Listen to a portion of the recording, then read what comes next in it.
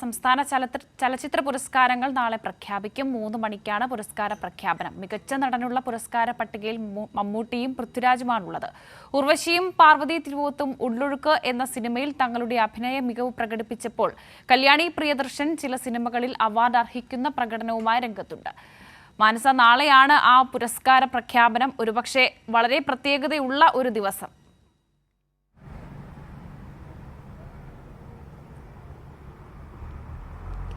തീർച്ചയായും വർഷ സൂചിപ്പിച്ചതുപോലെ തന്നെ വളരെ പ്രത്യേകതയുള്ള ദിവസം തന്നെയാണ്. നാളെ ഉച്ചയ്ക്ക് 3 മണിയോടെ മന്ത്രി സജി ചെറിയാന്റെ നേതൃത്വത്തിൽ അവാർഡ് പ്രഖ്യാപനം ഉണ്ടാകും. എല്ലാവിധ ഒരുക്കങ്ങളും പൂർത്തിയായി എന്ന് തന്നെയാണ് സർക്കാരിന്റെ ഭാഗത്തു നിന്നും ലഭിക്കുന്ന വിവരം. മാത്രമല്ല 160 ചിത്രങ്ങളായിരുന്നു പുരസ്കാര നിർണയത്തിനായി എത്തിയത്. അതിൽ 70% ചിത്രങ്ങളും ഒഴിവായി.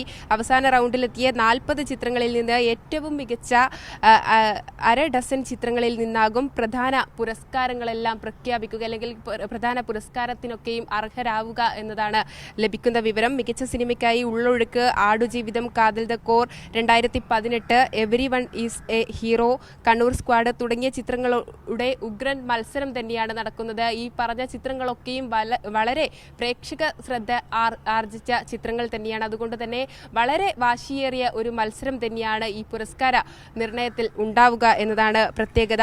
ഈ ചിത്രങ്ങളിലൂടെ തന്നെ ക്രിസ്റ്റോ ടോമി, ബ്ലസി, ജിയോ ബേബി, ജൂഡ് ആന്റണി, ജോസഫ്, റോബി വർഗീസ്, രാജ് തുടങ്ങിയ മികച്ച സംവിധായകരും തന്നെയാണ് മികച്ച സംവിധായകരുടെ വിഭാഗത്തിൽ മത്സരിക്കാനായി രംഗത്തുള്ളത്.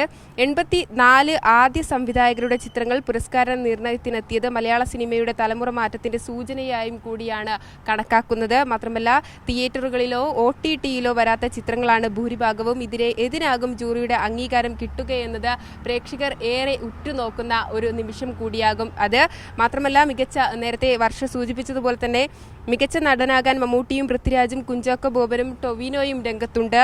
അതും ഏറെ നിർണായകം തന്നെയായിരിക്കും. ഒപ്പം ഉള്ളൊഴുക്കിലെ മികവിന് പാർവതി തിരുവോത്ത്, ഒപ്പം തന്നെ ഉർവശിയുടെ അഭിനയ മികവും കൂടി പരിഗണനയിലുണ്ട്. ഏതായാലും പ്രേക്ഷക ശ്രദ്ധയാർജിക്കുന്ന ഒരു അവാർഡ് പ്രഖ്യാപനം തന്നെയായിരിക്കും നാളെ ഉണ്ടാവുക. ശരി മാനസ, സംസ്ഥാന ചലച്ചിത്ര പുരസ്കാരങ്ങൾ നാളെ പ്രഖ്യാപിക്കും. 3 മണിക്കായിരിക്കും പുരസ്കാര പ്രഖ്യാപനം നടക്കുക.